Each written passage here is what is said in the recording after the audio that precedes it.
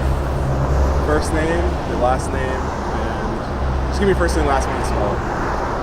First, last name, how I spell it? Yeah. Brian Lally, B-R-I-A-N-L-A-L-L-I.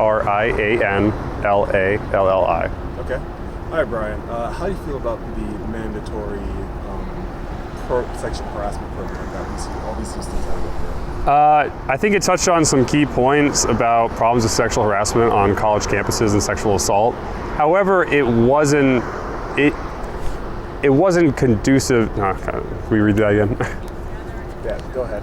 Okay. No, just keep going. Keep going. Oh, you're just gonna cut it out. Yeah. Okay.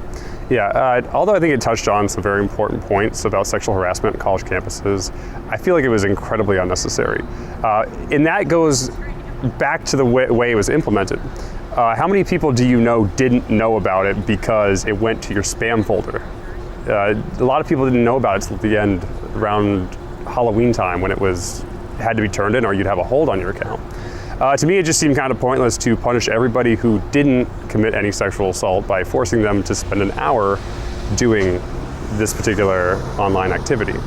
And a lot of people, we all know that one friend or two friends who just turned the volume off and went onto a different browser and just surfed the internet and checked back every 3 to 5 minutes. I don't feel like it did a good job reinforcing anything.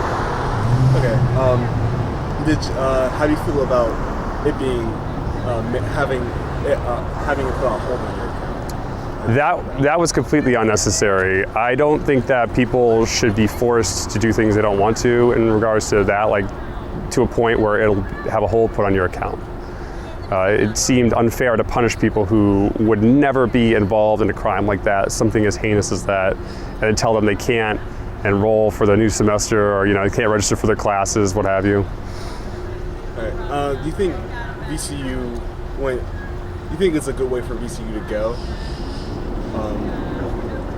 when it comes to making? Do you think VCU did a good job in making this program, or do you think it could have been a little? Like I said, it was very good that they had touched on this, but and I don't know what better ways there would have been, but it seems like it was just quickly put together. They said you have to do it by this date or you will get a hold on your account. It was kind of like a do it or you will suffer. And I don't think that's a good way to combat such a problem like sexual harassment and rapes on campus. How do you think VCU could have handled this situation better? How do I think they could have handled it better? For one, they could have not forced people to be held down to this time constraint to do it between August and October. That would have been a good way to start. Also, there's a lot of, the thing you have to remember is a lot of people throughout their lives, they're never gonna sexually assault someone. They're never going to harass someone. What they did was they forced everybody to undergo this umbrella thing, thinking that it would do something. Like I said, I don't know if there would have been, I don't know what a better option would have been, but how many people do you think would have, who are going to commit a sexual assault, who are about to get into the act of doing it, and then stopped and thought, oh wait, I did that online activity, I shouldn't do this. I can guarantee you it's probably slim to none.